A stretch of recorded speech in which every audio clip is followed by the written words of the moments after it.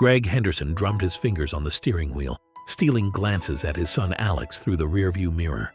The 14-year-old sat slumped in the back seat, thumb flying across his phone screen, completely disconnected from his parents in the front.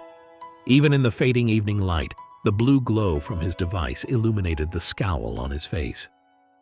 "The Mapleview Diner got great reviews online," Marianne said, trying to inject some enthusiasm into the heavy silence.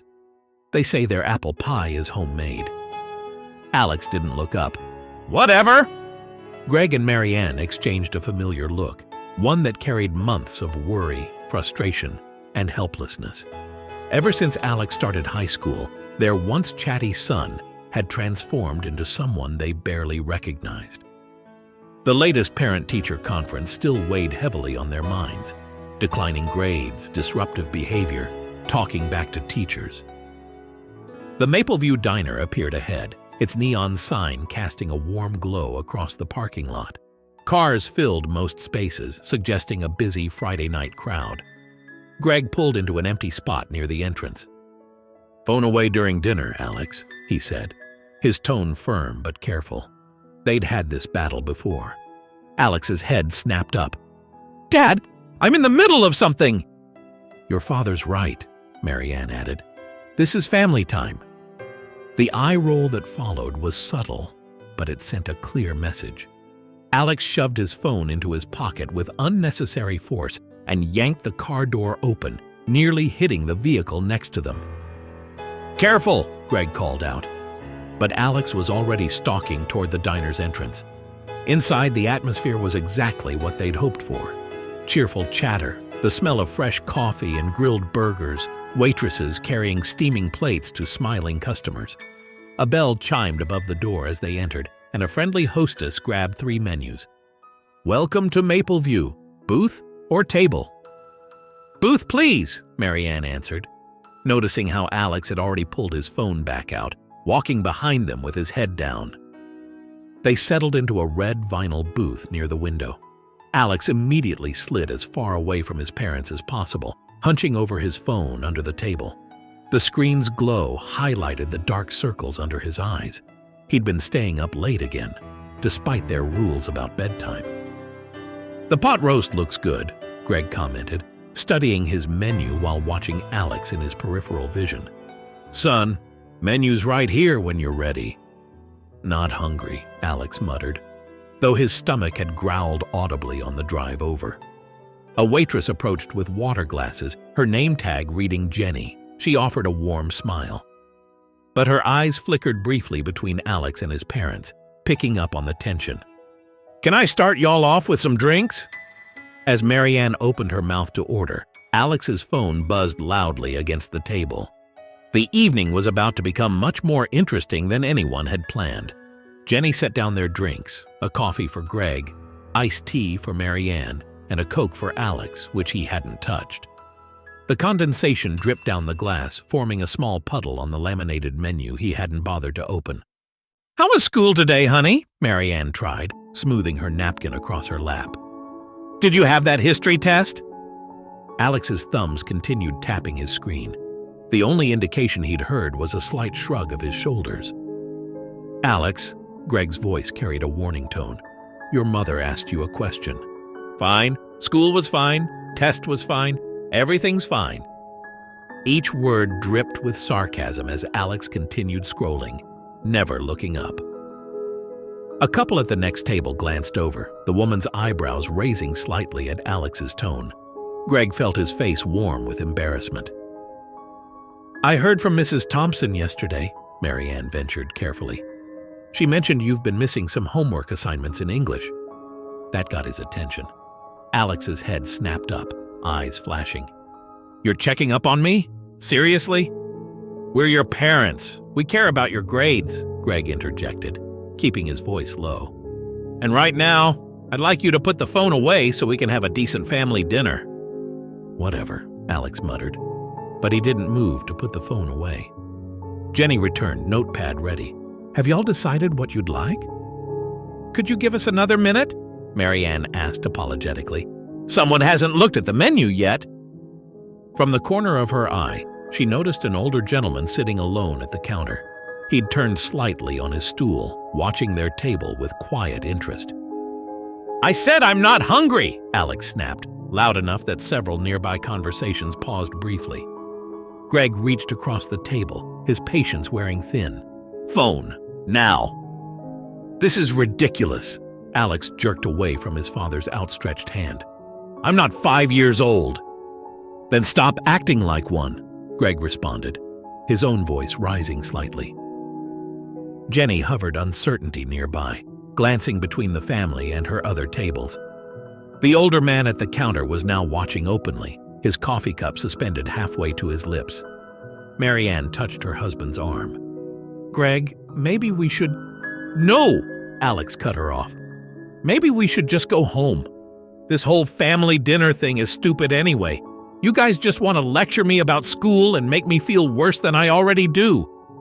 His phone buzzed again, and a small smile crossed his face as he read the message, the first genuine expression they'd seen all evening. "Who keeps texting you?" Greg demanded. "None of your business." "As long as you live under our roof?" Yeah, everything's your business. My phone, my grades, my life. I get it." The tension at their booth was now palpable enough that even Jenny had retreated to the safety of the kitchen. The older man at the counter set down his coffee cup, his weathered face thoughtful as he observed the family drama unfolding before him. "That's it." Greg's hand shot across the table faster this time, managing to grasp Alex's phone. "You can have this back when we get home." "Are you kidding me?" Alex's voice rose sharply, drawing even more attention. "Give it back. You can't just take my stuff." "We can, and we are," Marianne said firmly, though her hands trembled slightly as she straightened her silverware. "We're trying to have a nice family dinner." "Nice?" Alex laughed bitterly, the sound echoing through the diner. "There's nothing nice about this. You guys are so completely embarrassing. You treat me like a baby in front of everyone." The diner had grown noticeably quieter. A young couple with a toddler at the next table started gathering their things, clearly uncomfortable with the scene. Jenny stood by the kitchen door, whispering with another waitress, who kept glancing their way. "Lower your voice," Greg warned, pocketing Alex's phone. "Why should I?" Alex stood up suddenly, his knee banging the table and making the drinks slosh. "So you can pretend we're a perfect family? Newsflash, we're not. You guys are the most ridiculous, controlling parents ever." Marianne felt tears pricking at her eyes. "Alex, please sit down. People are staring." "Let them stare. Maybe they'll see how crazy you both are." Alex's face had turned red, his voice cracking with emotion. "Normal parents don't track their kids' every move. Normal parents trust their kids." "Trust has to be earned," Greg said, his own face flushing with a mixture of anger and embarrassment. "And right now, you're proving exactly why we need to set boundaries." At the counter, the older man had turned fully around on his stool. His expression wasn't judgmental. If anything, it held a hint of compassion as he watched the family's meltdown. "I hate this! I hate coming to dinner with you! I hate how you treat me!" Alex's voice had risen to almost a shout. "Everyone at school has way more freedom than me. Their parents actually respect them." A glass crashed in the kitchen, the sound making everyone jump. Jenny emerged, looking uncertain about whether to approach the table or not. "Is everything okay over here?" she asked hesitantly. "Can I get anyone anything?" "They're not okay," Alex answered before his parents could speak. "They're completely insane. They think taking my phone and embarrassing me in public is good parenting." "Alex!" Marianne's voice cracked. A tear rolled down her cheek. The older man at the counter stood up slowly, straightening his jacket. His movement caught Greg's attention, and their eyes met briefly. There was something in the stranger's gaze, understanding perhaps, or recognition of a situation he'd seen before. Alex wasn't finished. "I wish I had different parents, ones who weren't totally obsessed with controlling every single thing I do." That's when the stranger began making his way toward their table, his steps measured and purposeful. "Son," Greg's voice had taken on a dangerous edge. "That's enough. Sit down right now." "Or what?" Alex challenged, still standing. "You'll ground me? Take away more of my stuff? You already treat me like a prisoner."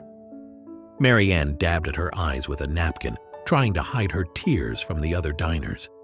A teenage girl at another table was recording the scene on her phone, giggling with her friends. "You have no idea how good you have it," Greg said, his hands clenched into fists on the table. "We provide everything for you, a roof over your head, food, clothes, that phone you're so obsessed with." "Yeah, and you hold it all over my head," Alex shot back. "Like I should be grateful that you do the basic stuff parents are supposed to do." The older man had paused halfway to their table, seemingly waiting for the right moment to intervene. Jenny hovered nearby with a pot of coffee, using it as an excuse to stay close in case things escalated further. "I can't believe you're doing this here," Marianne whispered, her voice breaking. "We just wanted a nice family dinner. Why do you have to turn everything into a fight?" "Because you guys started it. Always checking up on me, always in my business." Alex's voice cracked with emotion. "Did you know Dad called Trevor's parents last week? Asked them if I was really studying there or if we were lying?" Greg's face reddened. "Because we caught you in a lie before, Alex. What are we supposed to think?" "You're supposed to trust me." Alex slammed his hand on the table, making the silverware rattle. Several diners jumped at the sound. "Please," Marianne pleaded. "Can we discuss this at home?" "No, I'm sick of discussing things. I'm sick of your rules and your lectures and your disappointed looks." Alex's eyes were bright with angry tears now. "Everyone's always talking about how I'm such a disappointment, how I've changed, how I'm not living up to my potential." The manager had emerged from the back, a worried frown on his face as he assessed the situation. The teenage girl was still filming, now narrating quietly to her phone. "Oh my God, this kid is totally losing it to his parents!" Greg stood up suddenly, his chair scraping loudly against the floor. "That's it, we're leaving. Now." "Fine by me," Alex shouted. "I didn't want to come to this stupid dinner anyway." The older man at last resumed his approach, just as Marianne broke down completely, shoulders shaking with quiet sobs. His footsteps were unhurried but deliberate as he made his way to their table. Before anyone could react, Alex grabbed his jacket and stormed toward the door, nearly colliding with a waitress carrying a full tray. The bell above the entrance jangled violently as he shoved the door open and disappeared into the parking lot. The stranger reached their table just as Greg started after his son. "Excuse me," he said quietly, his voice carrying a gentle authority that made both parents pause. "Maybe I can help." The man who approached their table carried himself with quiet dignity. He appeared to be in his mid-60s, with silver hair and kind eyes that crinkled at the corners. His navy blazer and pressed slacks suggested he'd just come from somewhere professional. "I'm Thomas Carter," he said, his voice carrying a gentle southern lilt. "Would you mind if I sat down for a moment?" Greg and Marianne exchanged uncertain glances. Through the window, they could see Alex pacing in the parking lot, kicking at loose gravel. "I'm not sure this is the best time," Greg began, his face still flushed with embarrassment. "Actually," Mr. Carter replied, "I think this might be exactly the right time." He pulled up a chair from a nearby empty table, his movements unhurried and deliberate. "I couldn't help but overhear your situation." "The whole restaurant couldn't help but overhear," Marianne said softly, wiping at her tears with a crumpled napkin. Mr. Carter's smile was understanding. "I used to be a high school counselor, worked with teenagers for over 30 years. Mind if I share an observation?" Greg sank back into his seat, looking exhausted. "At this point, we'll take any advice we can get." "Your son," Mr. Carter began, glancing out the window at Alex. "He's not angry about the phone or the rules or even the trust issues. Those are just symptoms of something deeper." "What do you mean?" Marianne asked, her voice barely above a whisper. "When I hear a teenager say everyone's always talking about how I'm such a disappointment, that tells me he's carrying a heavy burden. He feels like he's constantly being measured and coming up short." The words seemed to hit both parents hard. Greg's defensive posture softened slightly. "We just want what's best for him," he said. "His grades are slipping, he's been lying about where he goes after school." And every conversation about those issues probably confirms his belief that he's failing you, Mr. Carter observed. "Even when that's not what you're trying to say at all." Through the window, they could see Alex had stopped pacing. He stood with his back to the restaurant, shoulders hunched, looking smaller and more vulnerable than he had moments ago. "What are we supposed to do?" Marianne asked. "Just let him do whatever he wants?" Mr. Carter shook his head. "No, but maybe it's time to change the conversation. Instead of focusing on what he's doing wrong, when was the last time you asked him what he's struggling with? What does he need from you?" Before either parent could respond, the bell above the door chimed. Alex had come back inside, his face still stormy, but his anger seemingly depleted. He stopped short when he saw Mr. Carter at their table. "Who are you?" he demanded, though his voice lacked its earlier force. Mr. Carter turned in his chair, meeting Alex's suspicious gaze with a warm smile. "Just someone who remembers what it's like to be 14 and feeling like the whole world is against you." The words seemed to catch Alex off guard. For just a moment, his carefully maintained wall of anger showed a crack. Alex stood awkwardly by the table, clearly unsure whether to sit back down or maintain his defensive stance. Mr. Carter's presence had shifted the atmosphere, diffusing some of the earlier tension. "Would you join us, Alex?" Mr. Carter asked, gesturing to the empty seat. "Sometimes it helps to have a neutral party in difficult conversations." "Whatever," Alex muttered, but he slid into the booth, keeping as much distance as possible between himself and his parents. Jenny approached cautiously, coffee pot in hand. "Can I get anyone a refill, or maybe you're ready to order?" Mr. Carter nodded encouragingly at the family. "Food often helps. It's hard to stay angry on a full stomach." Greg cleared his throat. "I'll have the pot roast special." "House salad for me," Marianne said quietly. All eyes turned to Alex, who was staring at the table. After a long moment, he mumbled, "Cheeseburger, medium, with fries." As Jenny hurried off with their orders, Mr. Carter leaned back in his chair. "You know, Alex, I had a son about your age once. He and I fought constantly. Seemed like everything I said was wrong. Everything I did just made things worse." Alex glanced up despite himself. "What happened?" "We figured it out eventually. But first we had to learn how to really hear each other." Mr. Carter's eyes held a hint of sadness. Sometimes parents forget what it's like to be 14. And sometimes 14-year-olds forget that parents are just people trying their best. Greg and Marianne exchanged looks. There was something in Mr. Carter's words that resonated with both of them. "I've got an idea," Mr. Carter said, catching Jenny's eye and gesturing her over. He pulled out his wallet and handed her a credit card. "Would you please put their meal on my tab, and add a slice of that apple pie I saw in the case for each of them?" "Sir, you don't have to," Greg started to protest. "I want to," Mr. Carter interrupted gently. "Consider it an investment in family peace." Alex's brow furrowed. "Why would you do that? You don't even know us." "Because sometimes we all need a reminder that kindness exists in the world, even when we're at our lowest moments." He stood up, straightening his blazer. "And sometimes, a simple gesture can change the whole direction of a conversation." "Please, let us repay you," Marianne insisted. Mr. Carter shook his head, smiling. "Just promise me you'll use this dinner as a fresh start. Listen to each other. Really listen." He looked directly at Alex. "And young man, remember that anger is often just pain in disguise. Don't be afraid to let your parents see what's really hurting."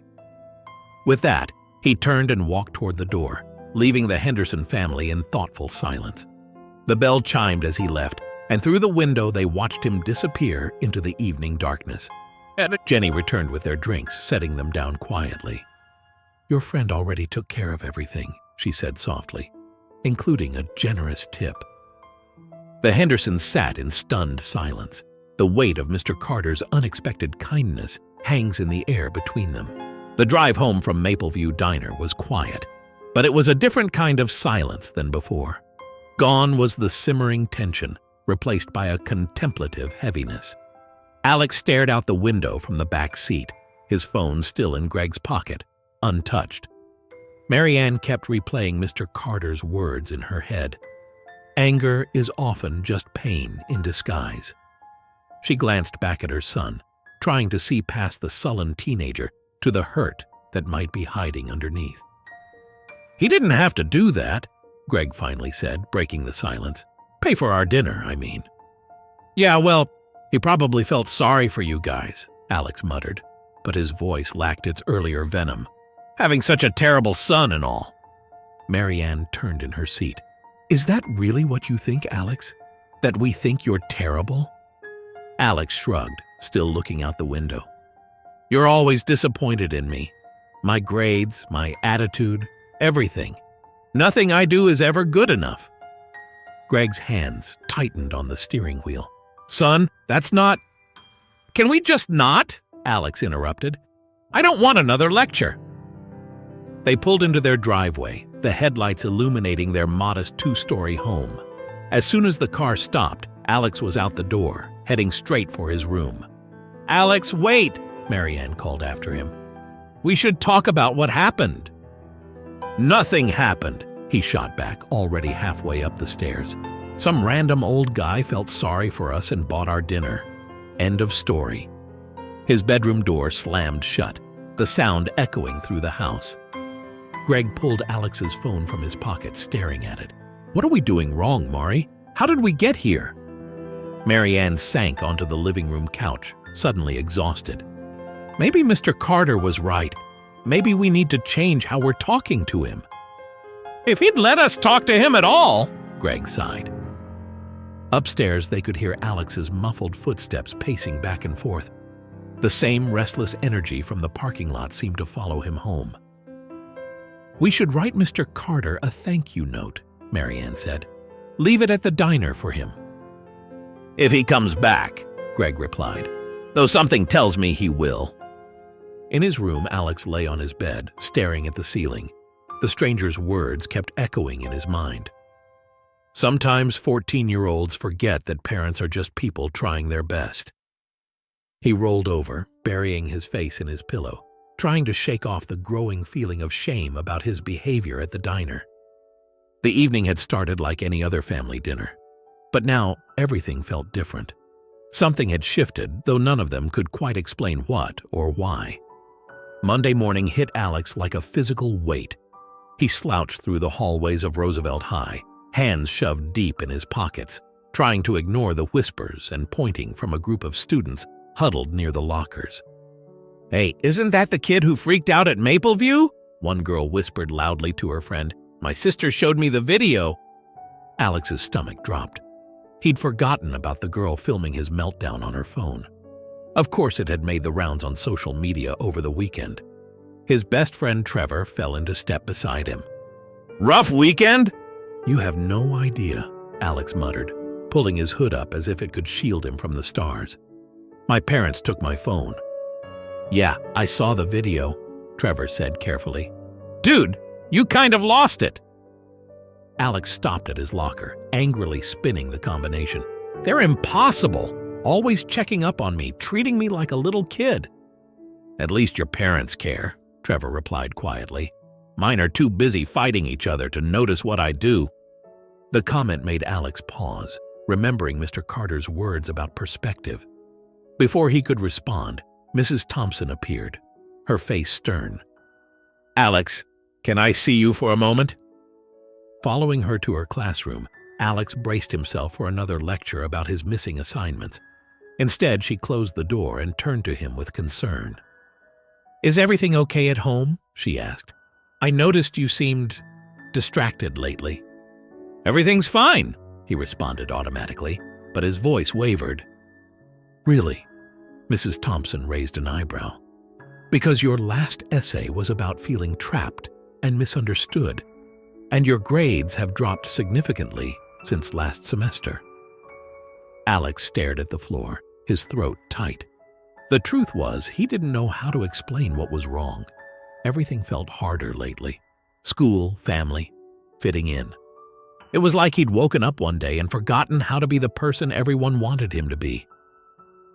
"Look," Mrs. Thompson said gently, "I'm not just your English teacher. I'm here if you need someone to talk to." The bell rang, saving him from having to respond. As he hurried to his next class, Alex's mind drifted back to the diner, to Mr. Carter's knowing look when he'd talked about pain in disguise. Maybe the stranger had seen something in him that Alex couldn't see in himself. Or maybe, he thought as he slid into his seat in biology, he was just tired of pretending everything was okay when it clearly wasn't. His phone sat at home on his parents' dresser, and for the first time, Alex wondered if being disconnected might give him space to figure out what was really going on in his head. Marianne stood at the counter of Mapleview Diner, clutching her purse strap nervously. The morning rush had died down, and Jenny was wiping tables nearby. "Mr. Carter?" The manager, whose name tag read Bill, scratched his chin thoughtfully. "Yeah, he comes in pretty regularly. Usually sits right there at the counter, drinks his coffee, reads the paper." "Do you know how I might reach him?" Marianne asked. "He was very kind to our family the other night, and I'd like to thank him properly." Jenny approached, tucking her cleaning cloth into her apron. "He mentioned something about volunteering at First Street Community Center. Said he helps out with their youth program." "He's a good person," Bill added. "Been coming here for years. Always has a kind word for everyone. Leaves generous tips. Started coming in more often after his wife passed." Marianne's eyes widened slightly. "His wife?" "About 2 years ago," Jenny said softly. "Cancer, I think. He told me once that helping others was his way of honoring her memory. She was a teacher." The information made Mr. Carter's intervention at their table feel even more meaningful. Marianne jotted down the community center's address in her small notebook. "Thank you both," she said. "I'll try there." As she turned to leave, Bill called after her. "How's your boy doing?" Marianne paused. "He's struggling, but maybe that's normal at 14? "Nothing's normal at 14, Bill chuckled. "My own kids are grown now, but I remember those years, like trying to navigate a minefield sometimes." Outside, Marianne sat in her car, debating whether to drive to the community center now or wait to discuss it with Greg first. He'd been hesitant about pursuing contact with Mr. Carter, worried it might embarrass Alex further. Her phone buzzed, a text from the school. Her heart sank as she read it. Alex refused to participate in group work today. Spent class period with his head down. Please call to discuss. Another buzz. Missing assignments in English still not turned in. Tears pricked at her eyes as she remembered Mr. Carter's words about pain in disguise. What was her son going through that he couldn't tell them? Making a decision, Marianne started her car and headed toward First Street. Sometimes, she thought, a mother's instinct had to overrule caution. Something about Mr. Carter had reached Alex, even if just for a moment, and that was worth pursuing. The community center appeared ahead, a modest brick building with a small sign out front announcing various programs: youth mentoring, job skills training, family counseling. As Marianne parked, she noticed a familiar navy blazer through the window. Mr. Carter sat at a desk inside, talking animatedly with a teenage boy who looked about Alex's age. The boy was smiling, engaged in whatever they were discussing. Taking a deep breath, Marianne grabbed her purse and stepped out of the car. It was time to learn more about the stranger who had shown such unexpected kindness to her family. The community center smelled like coffee and fresh paint. As Marianne stepped inside, she heard Mr. Carter's warm laugh drifting from his office. "Just keep working at it, Jason," he was saying to the teenage boy. "Progress isn't always visible day to day, but that doesn't mean it's not happening." The boy nodded, clutching his backpack as he stood to leave. He passed Marianne in the doorway, offering a shy smile. Mr. Carter looked up, his eyes crinkling with recognition. "Mrs. Henderson, I had a feeling I might see you soon." "I hope I'm not interrupting," Marianne said, hovering uncertainly in the doorway. "Not at all. Please come in." He gestured to a comfortable chair across from his desk. "How's Alex?" Marianne sank into the chair, the weight of the past few days showing in her face. "Struggling. The video of his outburst made it around school. Mr. Carter nodded sympathetically. Social media can be cruel at that age. Everything feels magnified. Every embarrassment seems permanent. "I learned about your wife," Marianne said softly. "I'm so sorry." A shadow passed over his face, but his smile remained gentle. Sarah was an incredible woman. Taught middle school for 30 years. She could reach the most troubled kids, see past their behavior to what was really going on. "Like you did with Alex?" "I recognized something in him," Mr. Carter admitted. "The same thing I see in many of the kids who come through here. They're carrying burdens they don't know how to talk about, feeling pressures they can't quite name." He stood, moving to a shelf filled with framed photos. "After Sarah died, I felt lost. But she'd always said that helping one child could change the world, so I started volunteering here." "The boy who just left?" Marianne asked. "Was he troubled too?" "Jason? His grades were dropping. He was acting out, pushing everyone away." Mr. Carter's eyes twinkled. "Sounds familiar?" But what he really needed was someone to listen without judgment. His parents' divorce had him questioning everything about himself. Marianne leaned forward. "How did you help him?" "By giving him space to be heard. Sometimes kids don't need solutions. They need validation that their feelings matter." He paused, choosing his next words carefully. "Mrs. Henderson, would you and your husband consider bringing Alex here?" "To the community center?" Mr. Carter nodded. "We have a program for teens, art therapy, mentoring, peer support. No pressure, no judgment. Just a safe space to figure things out." "I don't know if he'd come," Marianne admitted. "Let me talk to him," Mr. Carter suggested. "Sometimes it's easier to open up to a stranger than family. Sarah taught me that." Looking around the office at the photos of smiling kids, certificates of appreciation, and cards clearly made by grateful teenagers, Marianne felt something she hadn't experienced in a while. Hope. "Thank you," she whispered, "for everything." "Sarah would say that kindness is never wasted," Mr. Carter replied softly. "Even when we can't see the results right away." Alex slammed his bedroom door, the force making pictures rattle on the walls. The muffled voices of his parents drifted up from downstairs. "She went to find him?" Greg's voice rose in frustration. "Mari, that's exactly what we shouldn't be doing. Alex already thinks we're interfering too much." "You didn't see it, Greg. The community center, the kids he helps, Mr. Carter understands teenagers in a way we don't right now." Alex pressed his pillow against his ears, trying to block out their voices. His phone had been returned, but he almost wished it hadn't. The video of his diner meltdown had spread even further, now with added commentary and mocking memes. His screen lit up with a text from Trevor. "Dude, they're talking about making you go to some community center? That's messed up." Alex's fingers flew across the keyboard. "They can't make me go anywhere. I'm not some charity case." The voices downstairs grew louder. "He needs help, Greg. His teachers are worried. We're worried. Why can't we just try? Because forcing him into counseling or whatever this is will only make him resent us more." Alex stormed to his door, yanking it open. "I can hear you!" he shouted down the stairs. "Stop talking about me like I'm not here!" His parents appeared at the bottom of the staircase, looking up at him. "Alex, honey, we just want to help," his mother started. "Help?" Alex laughed bitterly. "By talking to strangers about me? By making plans behind my back? That's not helping, that's controlling." Greg stepped forward. "Watch your tone, young man. Or what?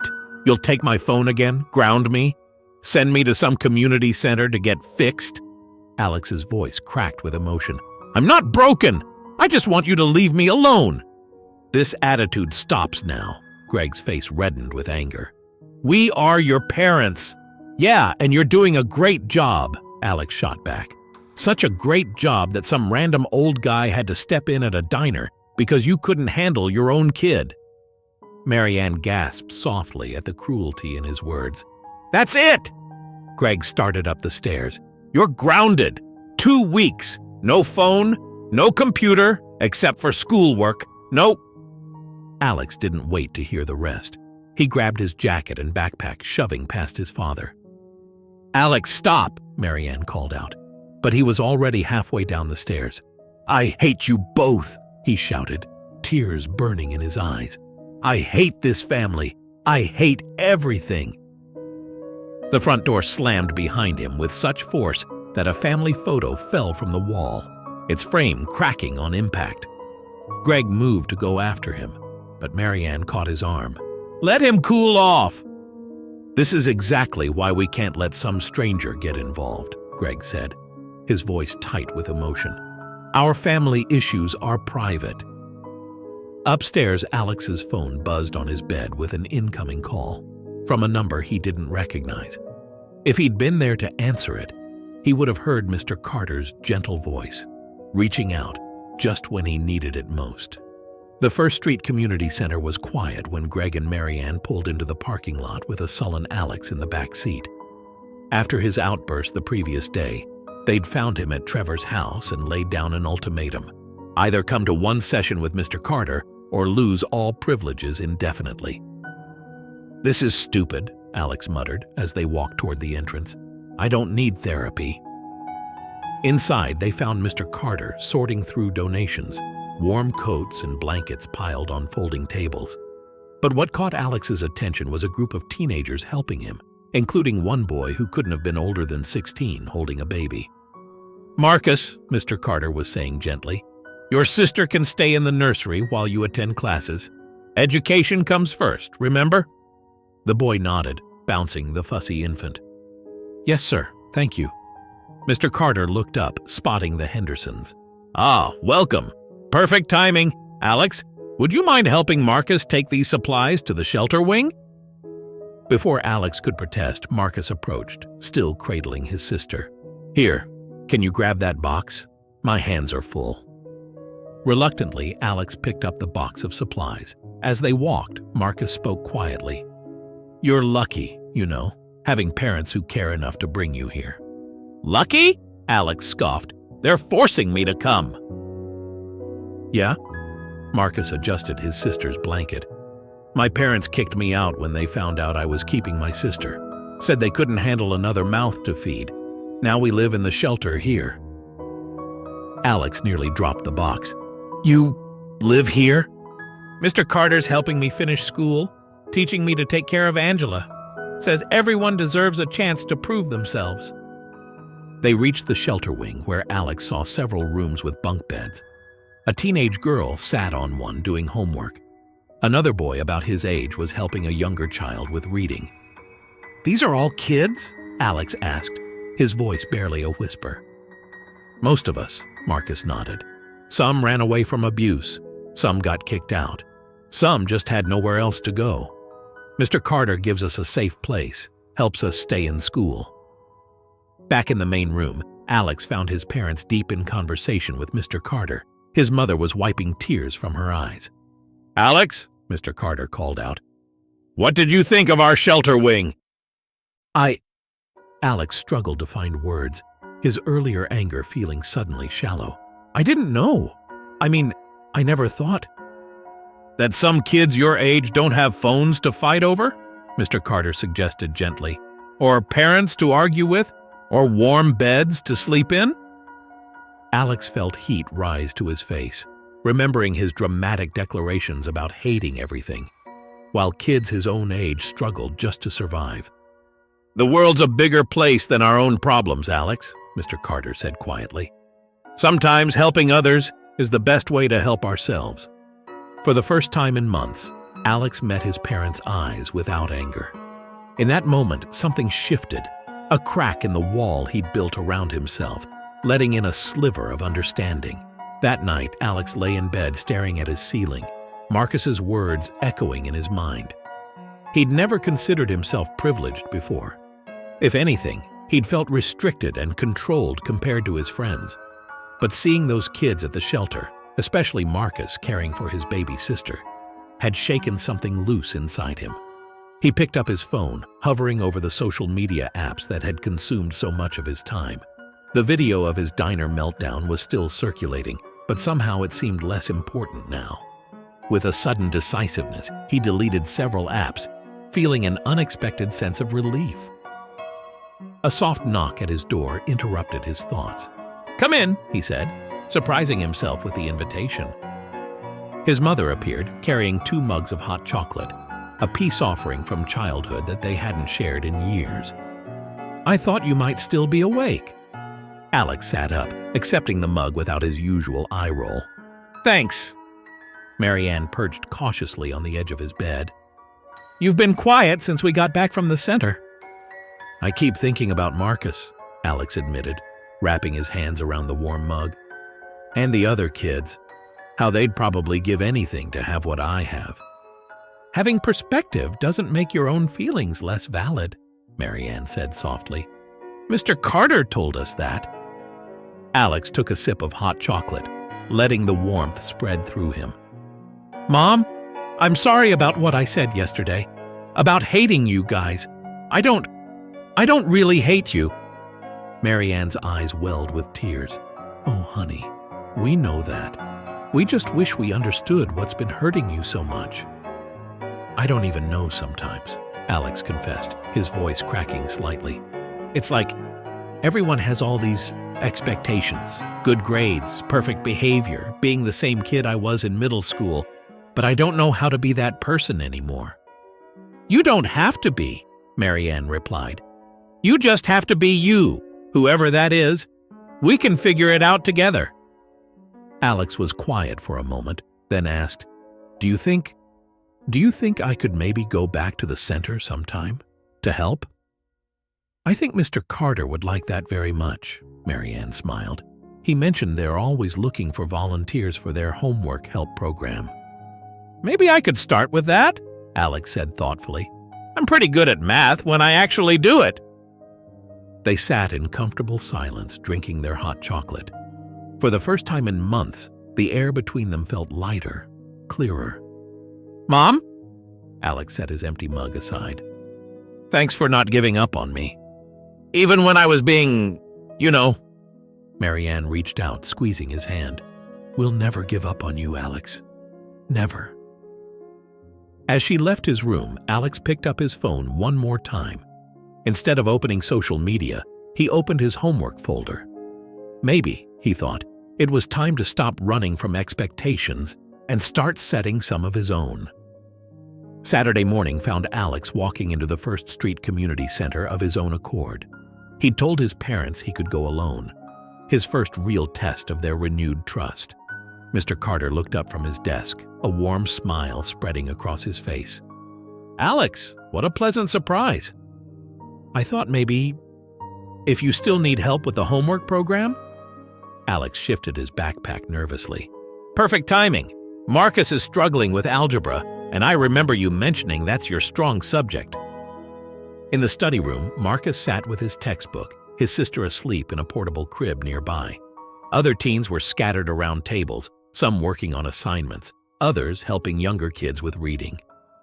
"Hey," Alex said, sliding into the chair next to Marcus. "Mind if I take a look?" Over the next 2 hours, Alex found himself completely absorbed in explaining equations. Marcus was a quick learner, and his determination to understand despite his challenging circumstances made Alex's own academic rebellion seem suddenly childish. "You're really good at this," Marcus said as they finished another problem set. "You should think about tutoring regularly." "Maybe I will," Alex replied, surprised to find he meant it. During a break, Mr. Carter appeared with snacks. Nothing fancy, just fruit and granola bars. But Alex noticed how some of the kids tucked extra pieces into their pockets for later. "Your parents called," Mr. Carter mentioned casually. "Wanted to make sure you got here okay." Instead of his usual irritation at their checking up on him, Alex felt a twinge of appreciation. "They're trying," he admitted. "And I guess I am too." "That's all anyone can ask," Mr. Carter smiled. "Growth happens in small steps, not giant leaps." As the morning progressed, Alex found himself drawn into conversations with other teens. Their stories varied. Some had parents in jail, others had fled abuse. A few were like Marcus, trying to stay in school despite overwhelming odds. "Would you come back next weekend?" Marcus asked as they packed up. "These equations aren't going to solve themselves." Alex glanced at Mr. Carter, who was helping another teen with college applications. "Yeah, I think I will." Walking home later, Alex pulled out his phone. Instead of mindlessly scrolling social media, he opened his messages and typed, "Made it home. Thanks for trusting me to go alone." His mom's response was immediate. "Proud of you, honey. Dad's grilling tonight if you're up for family dinner." Alex smiled, remembering their last disastrous family dinner at Mapleview. Everything had changed since then, starting with one stranger's act of kindness. "Sounds good," he replied. "No phones at the table this time. Promise." As he walked, Alex thought about perspective. How sometimes it takes seeing someone else's struggles to understand your own blessings. The community center kids had taught him more in one morning than weeks of lectures ever could. His phone buzzed again, a message from his dad. "Love you, son." 3 simple words that, for the first time in a long time, Alex didn't find embarrassing at all. 2 weeks after Alex's first volunteer session at the community center, the Hendersons found themselves back at Mapleview Diner. This time, Alex held the door open for his parents, no phone in sight. Jenny's eyes widened with recognition as she led them to a booth, the same one they'd sat in before. "Welcome back," she said warmly, though there was a hint of apprehension in her voice. "Thanks," Alex replied, surprising her with a genuine smile. "How's the apple pie today?" "Best in town," she laughed, visibly relaxing. "Just like always." They settled into the booth, the memory of their last visit hanging silently between them. Alex picked up his menu, then paused as his phone buzzed in his pocket. Greg tensed slightly, but Alex just glanced at the screen and turned the phone face down on the table. "Marcus says hi," he told his parents. "He got a B+ on his algebra test." Marianne's face softened. "That's wonderful. You've been such a help to him." "He helps me too," Alex admitted. "Makes me realize what really matters." Jenny returned with water and took their orders. This time there was no tension, no arguments about phones or rules, just a family having dinner together. "You know," Greg said carefully, "your mom and I have been talking. Given how responsible you've been lately, the volunteering, bringing your grades up, being more open with us, we think you've earned more freedom." Alex looked up, surprised. "Really?" "Really," Marianne confirmed. "Within reason, of course, but we trust you to make better decisions now." The words, "we trust you," hung in the air, a bridge being rebuilt between them. "Thanks," Alex said quietly. "That means a lot." From the counter, they heard a familiar chuckle. Mr. Carter sat in his usual spot, newspaper spread out before him. He caught Alex's eye and gave a subtle nod of approval. "Mr. Carter!" Marianne called out. "Would you like to join us?" He gathered his paper and coffee, moving to their table. My, what a difference a few weeks can make. "Everything's different," Alex agreed. "Because of you." "No," Mr. Carter shook his head. "Because of you, Alex. All I did was help you see what was already there. A good heart under all that teenage armor." Their food arrived, steam rising from plates that looked far more appetizing now that they weren't seasoned with anger and resentment. "You know," Jenny said as she set down their plates, "we get all sorts of families in here, but it's not often we get to see one heal right before our eyes." Alex felt his face flush, but not with embarrassment this time. Pride, maybe, or just contentment. His phone buzzed again on the table, but he didn't reach for it. Whatever it was could wait. Right now, he was exactly where he needed to be, with his family, sharing a meal, building something new from the ashes of what they'd almost lost. As they finished their meal, Mr. Carter shared stories about other teens he'd helped over the years. Alex listened intently, occasionally adding his own observations from his time at the center. "The most remarkable transformations," Mr. Carter said, "often start with the smallest changes. A moment of kindness, a willingness to listen, a shift in perspective." "Like paying for a family's dinner?" Alex asked with a knowing smile. Mr. Carter laughed. "Sometimes the right gesture at the right moment can change everything." Jenny approached with dessert, 4 slices of the famous apple pie. "On the house," she said. "We like to celebrate our success stories." As they enjoyed their pie, a commotion from another booth caught their attention. A teenage girl was arguing with her parents, her voice rising with each word. Alex watched the scene unfold, remembering himself just weeks ago. Without hesitation, he stood up. "May I?" he asked Mr. Carter, who nodded encouragingly. Walking to the family's table, Alex took a deep breath. "Hey," he said to the girl, "I know you probably don't want advice from a stranger, but a few weeks ago, I was sitting right where you are, saying things I really regret." The girl looked up, surprised. "What do you mean?" "I mean, I was angry, felt misunderstood, thought my parents were ruining my life." He glanced back at his own family. "Turns out sometimes the people we push away the hardest are the ones we need the most." The girl's parents exchanged looks remarkably similar to how his own had that first night. Her shoulders relaxed slightly. "It gets better," Alex assured her. "But someone wise once told me that healing starts with being heard. Maybe give them a chance to listen?" As Alex returned to his table, Mr. Carter's eyes shone with pride. "You see? The ripple effect of kindness. One small act leads to another, and another." Greg reached across the table, squeezing his son's shoulder. "We're so proud of who you're becoming, Alex." "Thanks, Dad," Alex replied, the words coming easily now. "I'm pretty proud of us too. We've all changed." As they prepared to leave, Mr. Carter stood to say goodbye. "You know, Sarah, my wife, used to say that every child has the potential to change the world. Sometimes they just need someone to believe in them first." "You believed in me," Alex said, "even when I didn't believe in myself." "And now look at you," Mr. Carter smiled. "Paying it forward, helping others, rebuilding bridges. That's how healing happens. One person, one family, one moment at a time." Outside, the evening sky had turned a soft purple, stars just beginning to appear. The Henderson family stood together, stronger now than they'd been before their world had seemingly fallen apart at a simple family dinner. "Same time next week?" Alex asked his parents. "It's a date," Marianne replied, happy tears in her eyes. As they drove home, Alex looked back at Mapleview Diner, where Mr. Carter still sat at his counter, watching over his community with quiet wisdom and endless compassion. Sometimes, Alex realized, it takes a stranger to help you find your way back home.